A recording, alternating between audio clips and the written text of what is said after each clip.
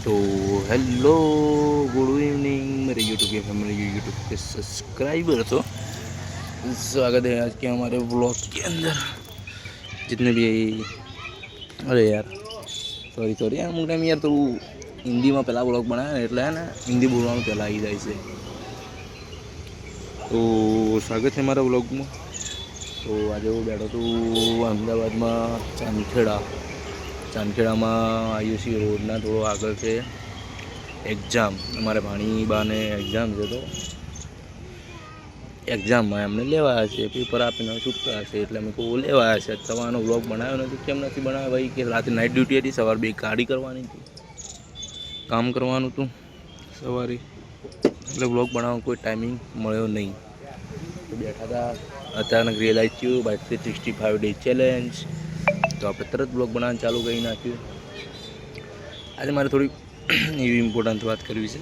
इम्पोर्टન્ટ बात अंदर आप शू जिक्र करीशुं कि शू तमने कहीए ये इम्पोर्टન્ટ बात है शू भाई जिंदगी में है ने एक वस्तुनु ख्याल राखवो। मारा ख्यालथी बधानुं एक नोटिस पॉइंट ना होय। मारा ख्यालथी जिंदगीनुं एक वस्तुने याद राख्युं कि जिंदगी में हमेशा पोताना दम पर हेडवुं। पोताना दम पर हेडवुं कोईनो सपोर्ट नहीं लेवो। जिंदगी में पोताना दम पर हेडवाथी भाई कंईक थशे। अगर कोईना सपोर्टथी चालशो तो एक दिवस बे दिवस 3 दिवस चौथा दिवसे 5मा दिवसे ए सपोर्ट तमारो हटी जाए। तमे त्यांथी पड़ी जशो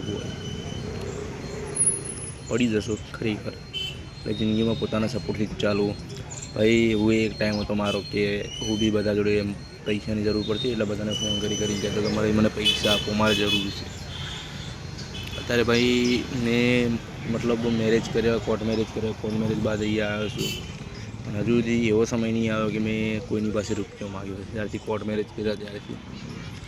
કેમ કે મેં એક ફિક્સ કહી લીધું હતું ભાઈ ઇન્કમ થોડી કમ રહેશે ચાલશે પણ સેવિંગ થોડું વધારે કરવાનું છે। જેમ કે ફ્યુચરમાં ભાઈ હજુ બહુ બધું બનાવવાનું છે। એવું જરૂરી નથી કે ભાઈ બસ ખાલી મેરેજ કર્યો ઘર ચલાવો એટલો ખર્ચો બનાવો ભાઈ આગળનું વિચારવું પડે। તમારા સપના સાથે જીવો કોમ્પ્રોમાઇઝ મત કરો। જરૂરી નથી કે તમે તમારો સપનો પૂરો ના કરો સેવિંગ કરો। જરૂરી ભાઈ એ છે કે તમે તમારા સપનાય પૂરા કરો પ્લસ સેવિંગ બી કરો। એ ચાલવું પડશે કાંઈક એવું બનાવવું પડશે કાંઈક એવું શીખવું પડશે કાંઈક એવું જ્ઞાન લાવવું પડશે બરાબર ને। આજે થોડું મારા રિલેશનશિપની તો વધારે વાત કરશું તો મજા નહીં આવે બરાબર।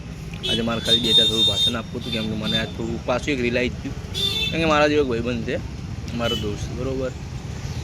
એ કપો મતલબ કટોકટીના સમયમાં એ મારો એવો ભાઈબંધ છે કે ગમે તેવો ભલે સમય તો બધાને એક હોય છે ખરેખર બધાને એક એવો ભાઈબંધ તો હોય જ છે જે કટોકટીના સમય એની સાથે જ હોય। કે મારા ટાઈમે કટોકટીનો સમય એવો હતો કે મારી જોડે પૈસા નહોતા બરાબર। તો એને હું દરેક રીતે સપોર્ટ કરતો દરેક રીતે સહાય બી કરતો। એને કહું ને કે મારા પૈસા નાખ અહીંયા જવું છે અહીંયા જરૂર છે તો એ દરેક નાખી દેતો। આજે સમય મારો સારો છે એનો સમય થોડો ખરાબ ચાલે છે બરાબર।